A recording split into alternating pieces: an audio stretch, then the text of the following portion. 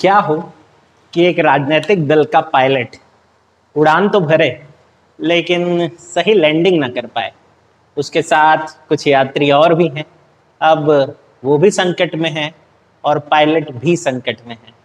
बस यहाँ पर हमारा आज का जो सब्जेक्ट है, आज का जो टॉपिक है, उसके बारे में जानने की बारी आ जाती है। आज हम दल बदल के बारे में जानेंगे, दल बदल विरोधी अधिनियम के बारे में जानेंगे। छोटा सा वीडियो होगा और इस वीडियो में हर एक छोटी बड़ी बात पर हम चर्चा कर लेंगे। मेरा नाम शेखर है और मैं नॉलेज हब कोचिंग संचालित करता हूं रायगढ़ छत्तीसगढ़ में, आपके अपने छत्तीसगढ़ में।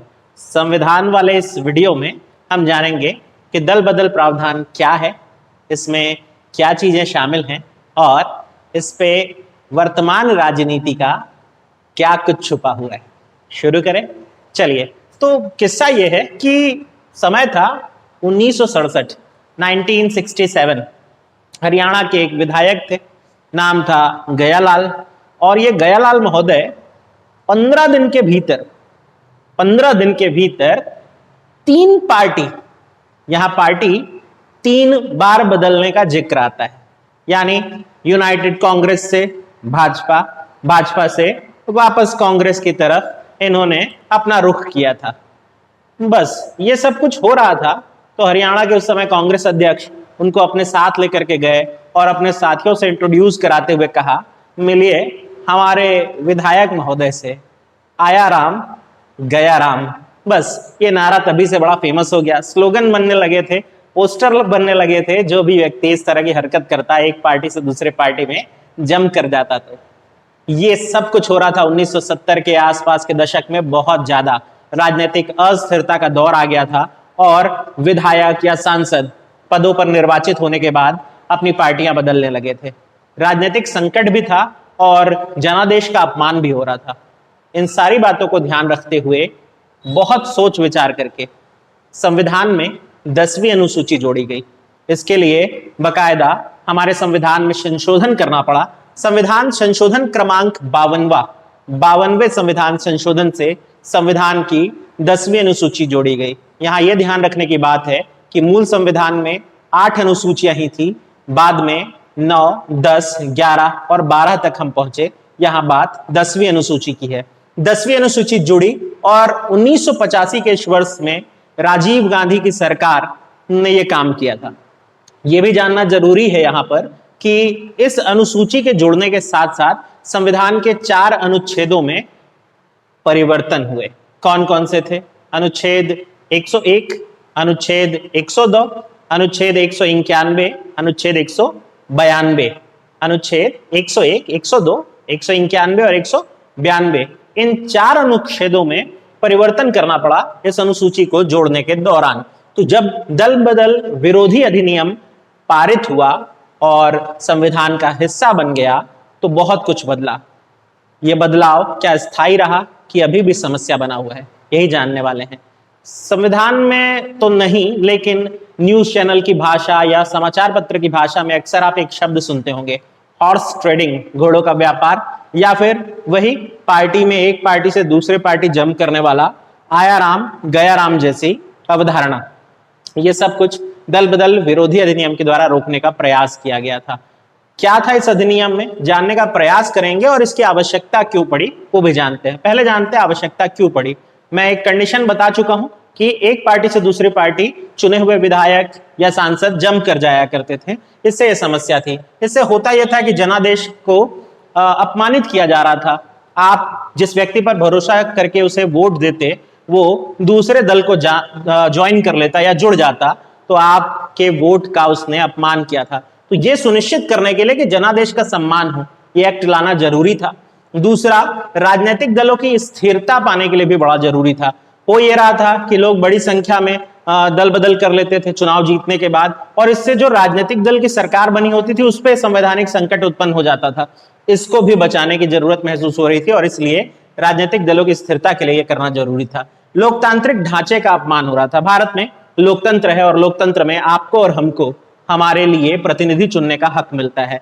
आप और हम बड़े विश्वास के साथ जिस व्यक्ति को चुनते हैं, यदि वो आपके विश्वास को छल करके किसी दूसरी पार्टी में शामिल हो जाए जिसकी विचारधारा से आप मिलते जुलते नहीं है या उसकी विचारधारा आपके तरह की नहीं है, ऐसे में आपको लगता है कि आप ठगे से महसूस कर रहे हैं। बस इन सब से बचने के लिए ऐसा करना जरूरी था। अब आगे जानेंगे कि इस एक्ट में यानी इस पूरे दल बदल विरोधी कानून में क्या चीजें शामिल हैं, कब दल बदल विरोधी कानून लागू हो सकता है। इसके कुछ खास कंडीशन है और इतनी ही कंडीशन है, बस ध्यान रखना है, एक एक करके मैं आपको बताते जाऊंगा। कोई सदस्य कब दल बदल के आधार पर अयोग्य करार दिया जा सकता है। कंडीशन नंबर 1 की बात करते हैं।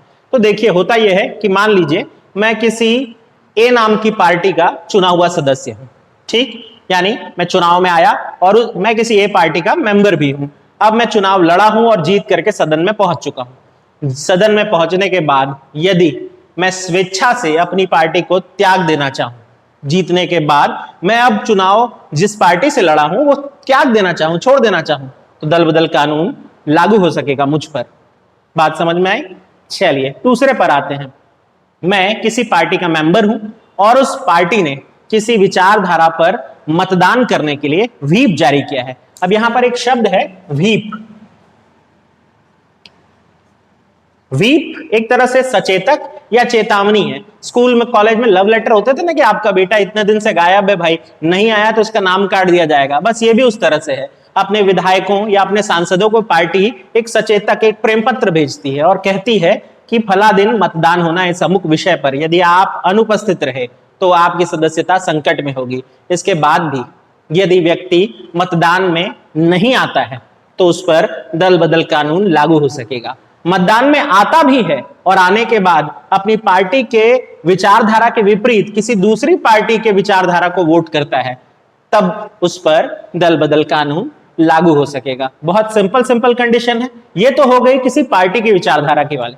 अगर कोई निर्दलीय है और उसके दल बदल पर क्या लागू होगा नियम, ये देखते हैं। मान लीजिए मैं एक निर्दलीय विधायक हूं या सांसद हूं, मैंने बिना किसी पार्टी का सहारा लिए चुनाव लड़ा भी और जीत भी गया।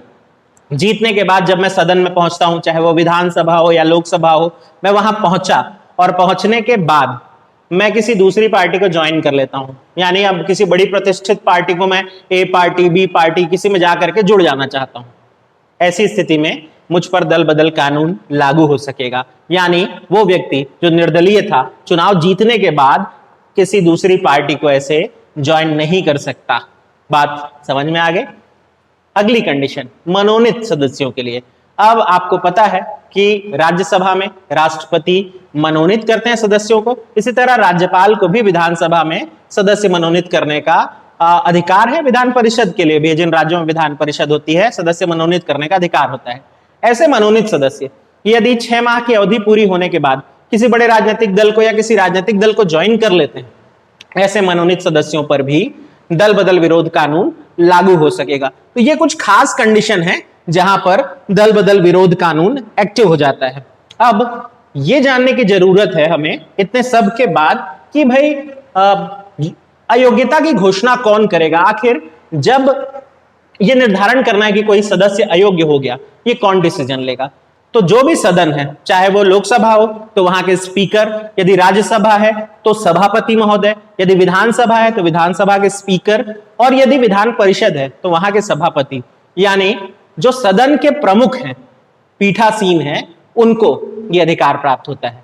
वो निर्णय ले सकते हैं कि इस व्यक्ति को दल बदल कानून के तहत सदस्यता समाप्त करनी है या नहीं करनी है। यानी यहां पर जो पीठासीन व्यक्ति है, सदन का प्रमुख है, वो सर्वे सर्वा है।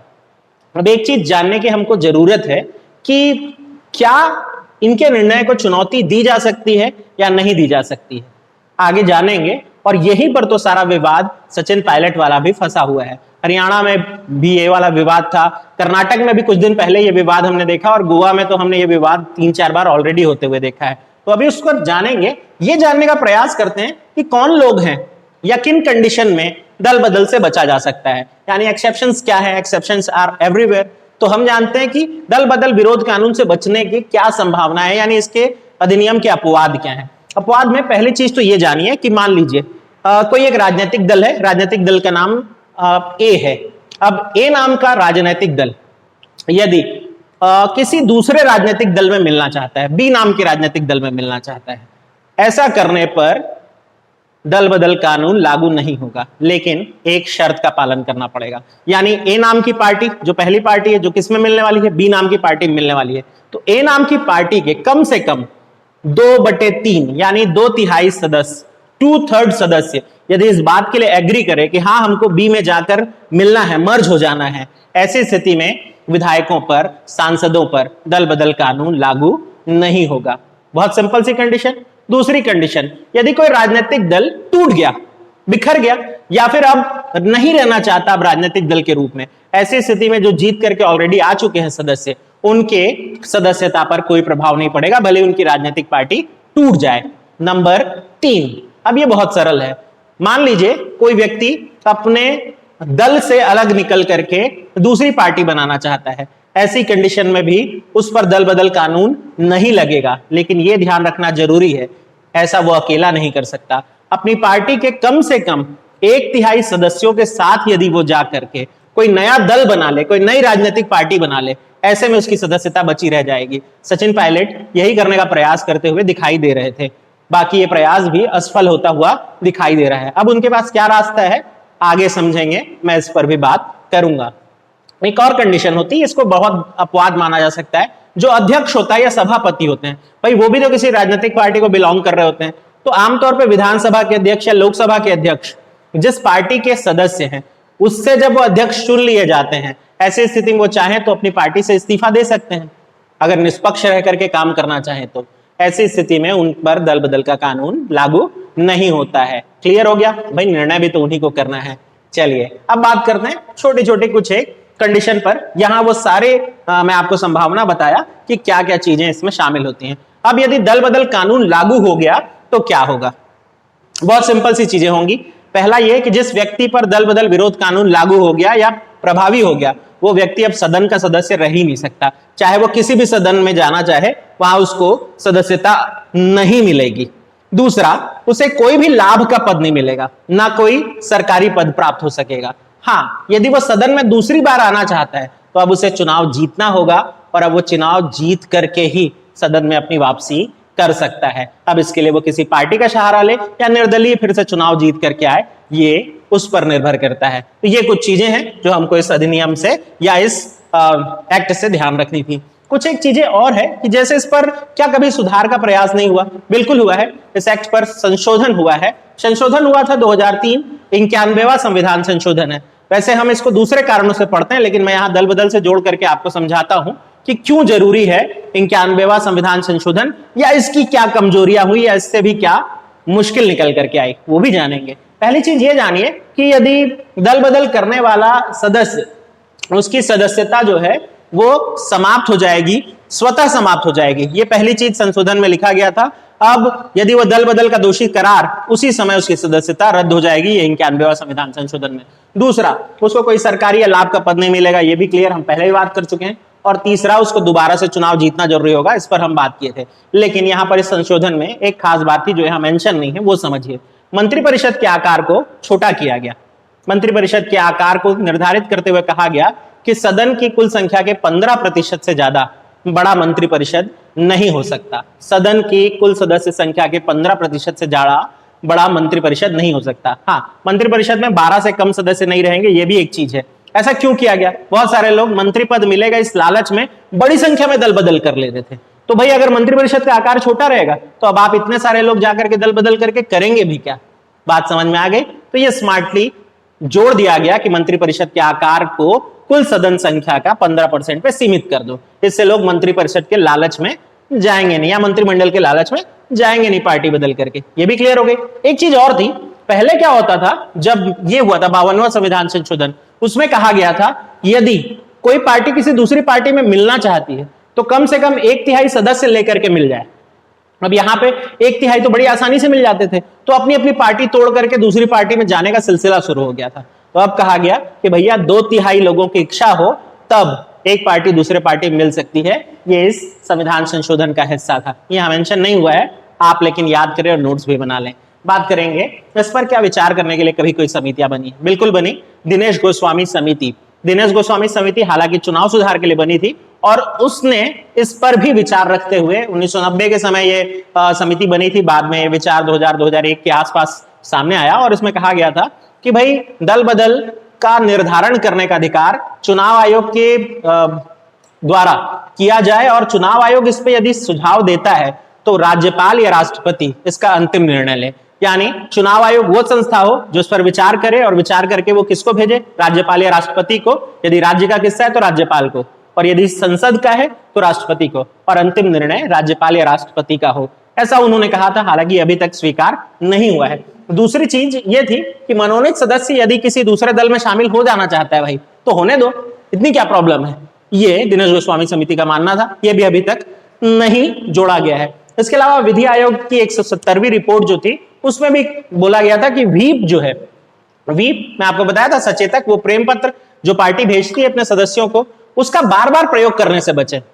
इससे क्या होता है, पार्टी राज चलने लगता है। पार्टी अगर जो चाहती है बस वही होगा, हर मेंबर उसकी बात मानने को मजबूर है। इससे एक समस्या ये आती है कि यदि किसी व्यक्ति की अपनी कोई इच्छा है वो समाप्त हो जाती है। अब उसको व्हीप का पालन करने के लिए मजबूरी में पार्टी जो आदेश दे रही है वो मानना पड़ता है। इससे अभिव्यक्ति की स्वतंत्रता यानी व्यक्ति के खुद के जो विचार हैं वो दब जाते हैं कहीं। तो व्हीप बार बार प्रयोग करने से बचें। अब यहीं पर सचिन पायलट के बचाव का रास्ता निकलता है। यहाँ व्हीप तो जारी हुआ नहीं था और उन्होंने व्हीप का अपमान भी नहीं किया है। स्वेच्छा से अभी दल त्यागने की बात थी तो 1/3 सदस्य लेकर के वो अलग जरूर हुए हैं, लेकिन अभी ये पूरी तरह से साबित नहीं किया गया है। इसलिए इस आधार पर वो चुनौती दे पा रहे हैं। सुप्रीम कोर्ट में उन्होंने अर्जी लगा दी है। तो व्हीप का मतलब समझ में आ गया। व्हीप बहुत जरूरी है। व्हीप जारी होने के बाद यदि मतदान ना किया जाए या मतदान दूसरे पक्ष में कर दें तब ऐसा करें, तब समझ में आता है। उम्मीद है ये पॉइंट सारे क्लियर हो गए होंगे। अब एक चीज और समझिए कि ये सारा चीज जो था वो अभी तक लागू नहीं हो पाया। व्हीप अभी भी जारी किए जाते हैं और ये सारी समस्या बनी हुई है। अब बात करते हैं कि क्या जो हमारे अध्यक्ष हैं, कौन, विधानसभा के अध्यक्ष यानी स्पीकर महोदय या लोकसभा के स्पीकर महोदय या राज्यसभा के सभापति या विधान परिषद के सभापति, यानी कुल मिलाकर के वो पीठासीन अधिकारी जिसका आखिरी निर्णय रहता है इस एक्ट के अनुसार, क्या उसका निर्णय एकदम अंतिम है, फाइनल है, उसके बाद कोई सुनवाई नहीं? ऐसा भी नहीं है भाई। सुप्रीम कोर्ट, हाई कोर्ट पहले और फिर बाद में सुप्रीम कोर्ट ने इस पर वर्डिक्ट देते हुए, इस पर फैसला देते हुए कहा था कि भाई उनके निर्णय की भी न्यायिक समीक्षा की जा सकती है। उन्होंने बस कह दिया और हो गया, ऐसा नहीं है। आपके निर्णय को भी न्यायिक समीक्षा में रखा जा सकता है और चाहे तो गलत भी ठहराया जा सकता है। ये बड़ा फेमस केस हुआ था और इस केस का या इस विवाद का नाम जो है वो है किहोतो होलनन वर्सेस जाचेल्यूवाद। अब ये 1993 का वो फेमस केस है जिसमें ये फैसला आया कि पीठासीन अधिकारी के फैसले को भी, कि स्पीकर के फैसले को भी न्यायिक समीक्षा में रखा जा सकता है। तो ये था आपके लिए दल बदल विरोध कानून अधिनियम। अब कुछ और चर्चा जो कि ये बताने के लिए होगी कि दल बदल क्यों इतना जरूरी है, इसकी क्या कमजोरियां हैं। जरूरी है पे तो बहुत चर्चा की, कमजोरी क्या है यार? कमजोरी वही है, अभिव्यक्ति की स्वतंत्रता मर जाती है। मैं किसी पार्टी का विधायक हूं या सांसद हूं, मेरी पार्टी जो कह रही है मेरे को हर बात मानना जरूरी है क्या? मेरी अपनी कोई इच्छा या अपना कोई विचार नहीं हो सकता क्या? दुनिया के दूसरे कई देश हैं जहां सांसद या विधायक को अपने विचार रखने की स्वतंत्रता दी जाती है। आप ब्रिटेन की बात ले लीजिए, ब्रिटेन में जो विधायक या सांसद हैं उनको अपने विचार रखने की पूरी स्वतंत्रता होती है, भले वो पार्टी के विरोध में ही क्यों ना हो। अच्छा, ब्रिटेन से एक चीज और बता देता हूं, यहाँ जो स्पीकर होता है यार, स्पीकर तो किसी पार्टी का ही बंदा बनता है। अब उस पार्टी की विचारधारा तो उसके भीतर होगी ना। ऐसी स्थिति में वो कई बार ऐसे फैसले ले लेता है जो कि संवैधानिक नहीं लगते हैं, यानी गलत तरीके से किसी को दल बदल से बाहर भी कर सकते हैं।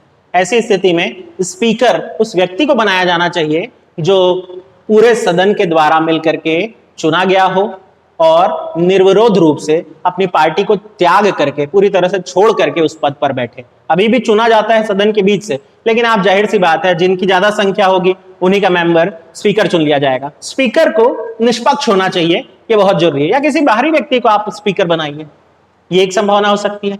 दूसरा एक क्या चीज कर सकते हैं कि भाई राष्ट्रपति या राज्यपाल को अधिकार दे दिया जाए, चुनाव आयोग समीक्षा करे और राष्ट्रपति और राज्यपाल इस पर अंतिम निर्णय दें, तो शायद दल बदल वाला जो विवाद है वो थमेगा। एक कमजोरी और दल बदल एक्ट में दिखाई देती है कि दल बदल पहले एक एक व्यक्ति करते थे।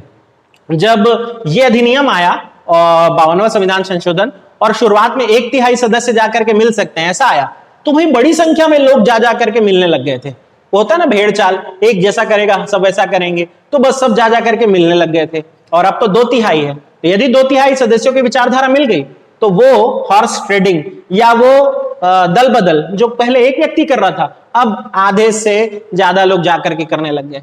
ये सारी समस्याएं जो है ये दल बदल विरोध कानून से जुड़ी हुई हैं। इस पर सुधार की बहुत गंभीर जरूरत है।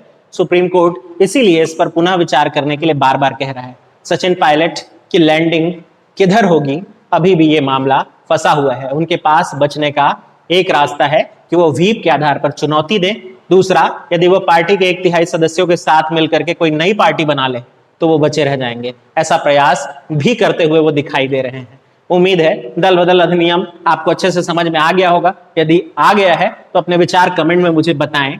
आपको वीडियो कैसा लगा ये भी बताएं, और वीडियो को लाइक करना, मुझे कमेंट करके अपने विचार बताना और शेयर करना मत भूलें।